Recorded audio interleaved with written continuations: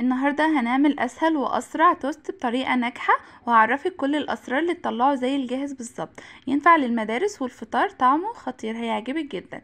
اول حاجة جبت كوباية الا ربع من اللبن، وعليها معلقتين كبار من السكر، والمفروض معلقة صغيرة من الخميرة، وهم كويس نتأكد بس ان الخميرة شغالة معايا.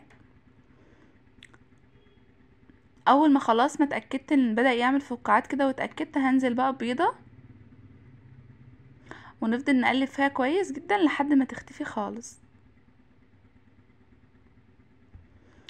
بعد كده هنجيب معلقتين كبار من الزبدة، ولو مفيش عندك زبدة ممكن تنزلي بزيت او سمنة زي ما تحبي، وندوبهم في الميكروويف، وننزل عليهم ونقلبهم كويس. وكده خلاص خلصنا كل الحاجات السائلة.